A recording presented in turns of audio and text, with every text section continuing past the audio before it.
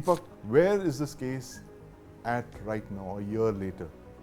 At the moment, what's happening is that the court is recording statements of witnesses.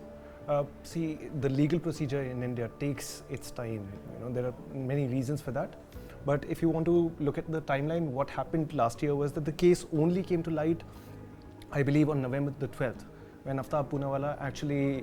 Shraddha was murdered in May and... Yeah, in the, I think, the third week of May. Right. And it took 4 months for anybody to even, get a hint about it. It became a media sensation once he confessed, during the investigation. That was, I think, around the 12th of November. By the 20th, the investigating authorities had found the evidence, the remains from the forest where he had dumped the parts.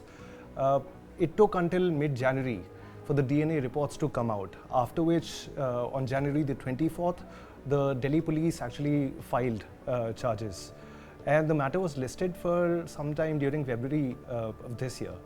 Then in May 2023, the court had actually filed the charges. And as of now, the statements are being recorded. So the process is taking its, turn. Right. And Deepak, you've covered this case very closely. You've produced that documentary on it. But what is the most horrific aspect of this, apart from the fact, the very gruesome nature of the way the Shraddha's body was treated allegedly by her boyfriend?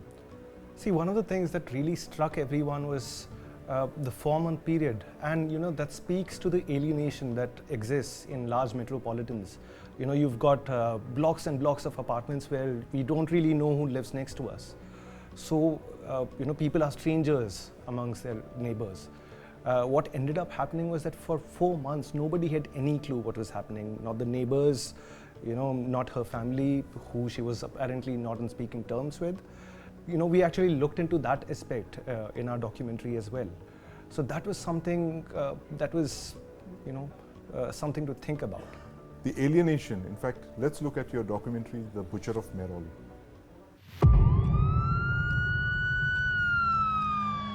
Delhi के मेहरौली में 35 टुकड़ों में अपनी girlfriend को आरी से काट डाला।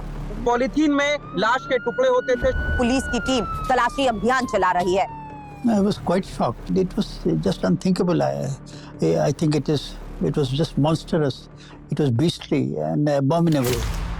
From the word go, it seems until today that this gentleman is a textbook example of antisocial personality disorder or psychopathic personality. It's a very, very heinous crime. It's a very, very gruesome murder. Only it can be performed only by a butcher. The whole of Delhi and NCR region woke up to this horrible news. A resident in Mehrauli had no idea that Aftab and Shraddha were shifted to one of the residential colonies. Their fate would end up like this. When the news started filtering in about how Aftab butchered Shraddha and cut her into 35 pieces, everybody was stunned. This was the terrible end of a toxic relationship that went horribly wrong. These people, Shraddha and Aftab, had left their families to be together. Now in Delhi, there was trouble in paradise.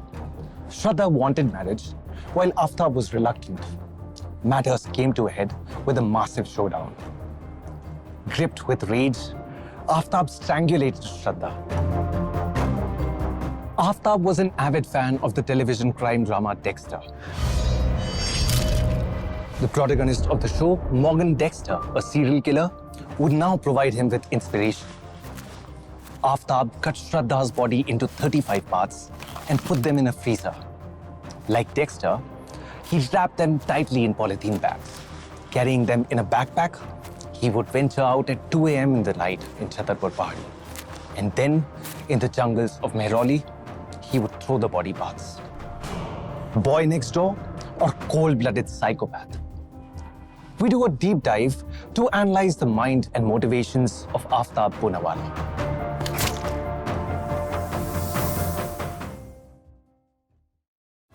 News9 Plus.